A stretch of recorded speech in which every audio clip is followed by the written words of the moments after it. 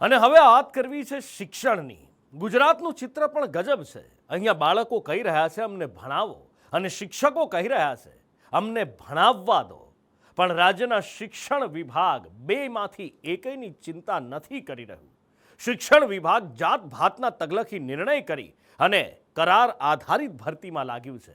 એટલે હવે શિક્ષક વગરના ગામ સરપંચો મુખ્યમંત્રીને ચિઠ્ઠી લખી પોતાની રજૂઆત કરી રહ્યા છે, હૈયા વરાળ ઠાલવી રહ્યા છે, ચિંતા બતાવી રહ્યા છે. અત્યારે શિક્ષકની ઘટ હોવાથી મેં મુખ્યમંત્રીને એક પત્ર લખ્યો છે. અમને શિક્ષક આપો. 5 શિક્ષકોની જગ્યા છે, એમાં 1 થી 5માં હાલ એક જ શિક્ષક છે. રાજ્યના ગરીબ બાળકોને ભણવું છે, પણ તેમને ભણાવનાર કોઈ નથી.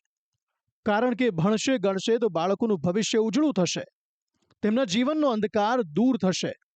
પરંતુ રાજ્યના શિક્ષણ વિભાગને જ આ અંધકાર દૂર નથી કરવો. શિક્ષણ વિભાગને તો આખી શિક્ષણ વ્યવસ્થા કોન્ટ્રાક્ટ પર આપી દેવી હોય તેવું લાગી રહ્યું છે. કાયમી શિક્ષકો ન ભરવા પડે તે માટે શિક્ષણ વિભાગ જુદા જુદા ગતકડા ગોતી કાઢે છે. પહેલા બાળ ગુરુનું ગતકડું કાઢ્યું, પછી જ્ઞાન સહાયક અને વિદ્યા સહાયક, પછી પ્રવાસી શિક્ષક અને થોડા દિવસો પહેલા એક નિવૃત્ત શિક્ષકોની ભરતીનું ભૂત ધૂણાવ્યું હતું. જોકે આ નિવૃત્ત શિક્ષકનો વિવાદ વકરતા શિક્ષણ વિભાગે માંડી વાળ્યું. પણ શિક્ષણ વિભાગને તો ગમે તે ભોગે કોન્ટ્રાક્ટ પર જ ભરતી કરવી છે, જેમણે હવે સ્પોર્ટ્સ આસિસ્ટન્ટોની આઉટસોર્સથી ભરતીનો નિર્ણય કર્યો છે. છેલ્લા કેટલાક વર્ષોથી રાજ્યમાં શિક્ષકની ભરતીનો પ્રશ્ન ઉકેલાયો નથી. બાળકો ખુદ હવે આ પ્રશ્ને લડત ચલાવી રહ્યા છે.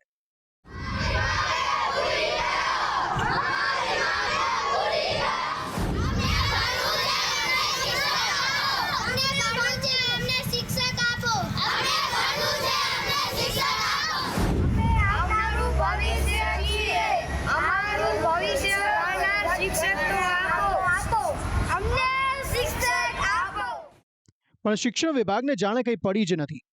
નવા ભરતી કરવા જ નથી, અને જે શિક્ષકો છે તેમને ભણાવવા સિવાયના બીજા કામ સોંપવામાં આવે છે. ક્યારેક શિક્ષણ વિભાગ શિક્ષકોને વીવીઆઈપીને પીરસવાની જવાબદારી સોંપે છે, તો ક્યારેક ખેતરોમાંથી તીડ ઉડાવવાનું, ક્યારેક શૌચાલય ગણવાનું અને ચૂંટણીલક્ષી કામ તો તેમના લમણે લખાયેલું જ છે. શિક્ષણ વિભાગને અનેક રજૂઆત પણ કરાઈ છે, પણ તે પથ્થર પર પાણી સાબિત થઈ. જેના કારણે હવે ગામડાઓમાંથી શિક્ષણ મંત્રીને નહીં પણ સીધો મુખ્યમંત્રીને પત્ર લખવામાં આવ્યો છે કે છેવાડાના જિલ્લા દ્વારકાથી સીધી મુખ્યમંત્રીને રજૂઆત કરાઈ છે. અત્યારે શિક્ષકની ઘટ હોવાથી મેં મુખ્યમંત્રીને એક પત્ર લખ્યો છે. 5 શિક્ષકોની જગ્યા છે, એમાં 1 થી 5માં હાલ એક જ શિક્ષક છે. અમારા ગામમાં શિક્ષકની ઘટ છે. 1400 અંદાજિત 1400 આસપાસની જે ઘટ છે. દેવભૂમિ દ્વારકા જિલ્લાની કુલ 590 જેટલી સરકારી શાળાઓ ધોરણ 1 થી 5માં 943 શિક્ષકોની ઘટ છે, જ્યારે ધોરણ 6 થી 8માં 346 શિક્ષકોની ઘટ છે. આમ દ્વારકા જિલ્લામાં કુલ 1300 જેટલા શિક્ષકોની ઘટ છે. આ શિક્ષકોની ઘટને લઈને જિલ્લાના મોડ પર નાવદરા, ધુમથળ, ભાટવડિયા, ગાગા, લાલુકા, ધતુરિયા, લાંબા, મણિપુર હાબરડી, જામખીરસરા, ગુંદા, ગોજીનેશ, ચાંદવડ અને ગાંગડી સહિતના 85 જેટલા ગામોના સરપંચો દ્વારા મુખ્યમંત્રીને લેખિત રજૂઆત કરવામાં આવી છે. ભાણવડ તાલુકા ફતેપુર ગામનો હું સરપંચ છું. અત્યારે શિક્ષકની ઘટ હોવાથી મેં મુખ્યમંત્રીને એક પત્ર લખ્યો છે. મારું ગામ સાદડિયારી, તાલુકો ભાણવડ. 5 શિક્ષકોની જગ્યા છે, એમાં 1 થી 5માં હાલ એક જ શિક્ષક છે. કુંબલી ગામનો સરપંચ છું. અમારા ગામમાં શિક્ષકની ઘટ છે. અમારે ભાણવડ તાલુકામાં 200 આસપાસ જેવા શિક્ષકો ઘટે છે અને જનરલ દેવભૂમિ દ્વારકા જિલ્લામાં 1400 અંદાજિત 1400 આસપાસની જે ઘટ છે. તો આવી જ રીતે બીજા એક છેવાડાના જિલ્લા કચ્છમાં પણ શિક્ષકની ઘટની રાવ નવા શૈક્ષણિક સત્રથી સંભળાઈ રહી છે. કચ્છમાં શિક્ષકોની માંગ સાથે ગ્રામજનોએ તો વિરોધ કર્યો જ છે, પણ હવે વિદ્યાર્થીઓને પણ અત્યારથી હકની લડાઈ લડવાનું શીખવાડવામાં આવી રહ્યું છે.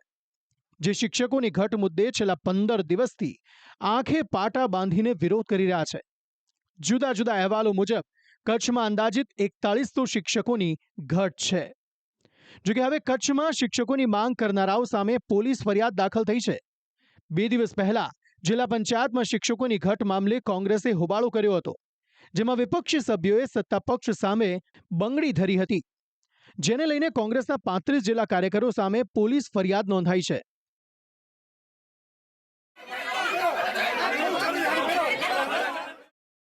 જોકે રાજ્યની સરકારી શાળાઓમાં અંદાજિત શિક્ષકોની ઘટ કેટલી છે તેનો કોઈ ચોક્કસ આંકડો નથી.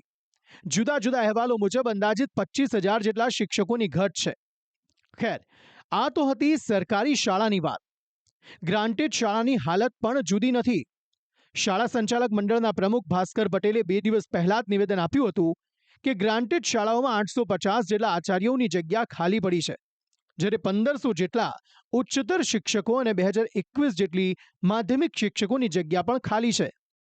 ભાસ્કર પટેલ માંગ કરી રહ્યા છે કે ઓગસ્ટમાં આ ખાલી જગ્યાઓ ભરી આપવામાં આવે, જેથી શિક્ષણ કાર્ય સુચારુ રીતે ચાલી શકે.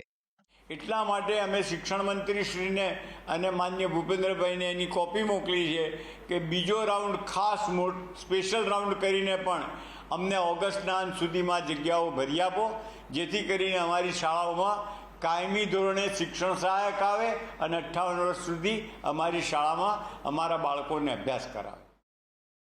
સરકાર દાવા તો મોટા મોટા કરે છે, પણ કાયમી શિક્ષકોની જોઈએ તેવી ભરતી થતી નથી. ઉમેદવારો મળતા નથી એવું પણ નથી. ટેટ ટાટ પાસ ઉમેદવારો ભરતી થાય તેના માટે આંદોલનો કરે છે, પણ સરકારને કાયમી ભરતી નહીં, કોન્ટ્રાક્ટ પર ભરતી કરાવી છે. ખાલી શિક્ષકોની ઘટ છે એવું નથી. સરકારી શાળાઓની દિશા અને દશા તો તમને દયા આવશે તેવી છે. ટપકતી છત છે, ઓરડાની ઘટ છે, સુવિધાઓ નહીં, તેમ છતાં બાળકોને ભણવું છે, પણ તેમને ભણાવવા શિક્ષકો જ નથી, જેના કારણે ગુજરાતનું ભાવિ અંધકાર તરફ ધકેલાઈ રહ્યું છે. બ્યુરો રિપોર્ટ, સંદેશ ન્યૂઝ.